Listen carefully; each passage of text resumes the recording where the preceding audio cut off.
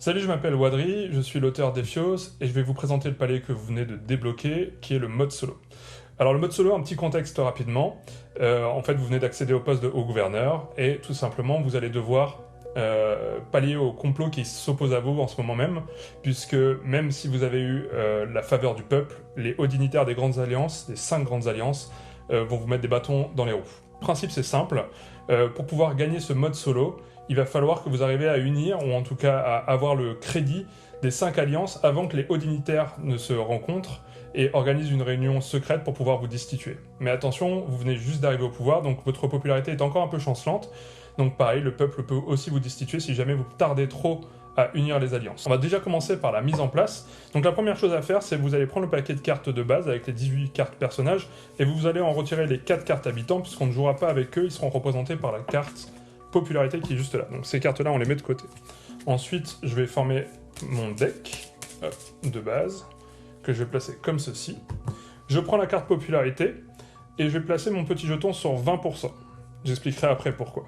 Et ensuite, je vais former la croisée des chemins. La croisée des chemins, dans le mode solo, c'est pas une croisée des chemins en carré, ça sera une croisée des chemins en ligne. Donc je vais sortir les 4 premières cartes et je vais former une ligne.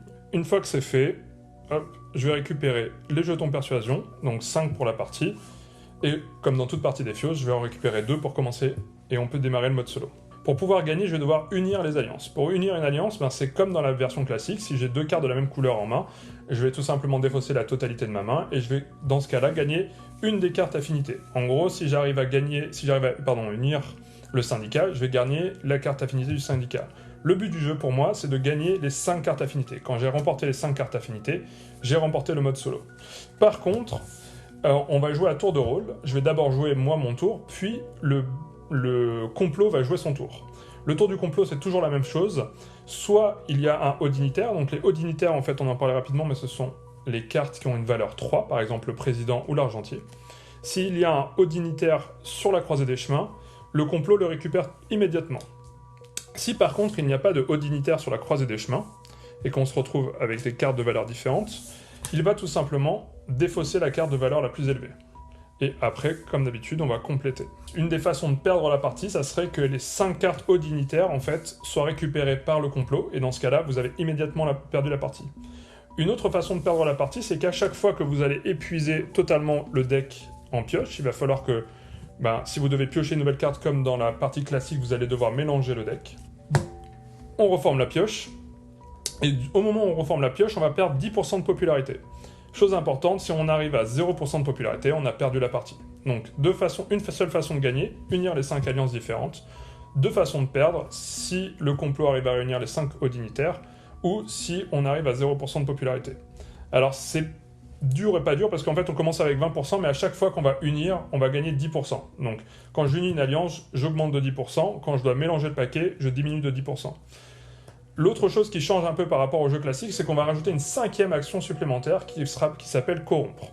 Du moment que le complot a récupéré une ou plusieurs cartes au dignitaire, je vais pouvoir lui en faire défausser un, tout simplement en utilisant cette action de corrompre. Je vais corrompre une des personnes qui est dans le complot, donc je vais prendre le haut dignitaire et le défausser. Par contre, en contrepartie, le complot va jouer 2 fois de suite. Donc là, par exemple, il n'y a pas de carte au dignitaire, donc on va défausser la première carte ici. On va compléter, et il va rejouer de nouveau. Il n'y a toujours pas de carte au dignitaire, donc on va défausser cette carte-là, et on reprend. Il y a quelques petits aménagements de règles qui sont faits sur certaines cartes, pas toutes. Elles correspondent aux cartes de la compagnie et aux cartes du culte. Donc la carte du culte, par exemple, on a le prédicateur que j'ai sous la main. Le prédicateur, normalement, vous permet d'aller chercher en fait des cartes qui viennent d'être jouées par un joueur. Forcément, vous n'affrontez pas de joueur, donc ça sera les cartes qui seront défaussées par le complot. Dès que le complot défausse une carte, vous pouvez défausser votre prédicateur pour récupérer cette carte. Vous avez aussi la grande prêtresse, qui est un peu jouée différemment. En fait, c'est juste qu'elle va agir avant le début du tour du complot, c'est-à-dire que vous allez pouvoir la jouer et récupérer une des cartes de la croisée des chemins avant que le complot puisse faire son tour. Ensuite, on va aussi avoir la perceptrice, qui va normalement vous permettre d'aller... Chacun pose une carte devant soi, et vous avez le droit d'en choisir une. Là, en l'occurrence, vous allez tout simplement avoir le droit de récupérer dans votre main une des cartes du complot. Enfin, l'argentier, L'argentier, lui, normalement, vous permet d'unir n'importe quelle alliance. C'est toujours le cas, que ce soit dans une partie classique ou dans une partie en mode solo. La seule différence, c'est que normalement, vous avez une perte de 20% de popularité.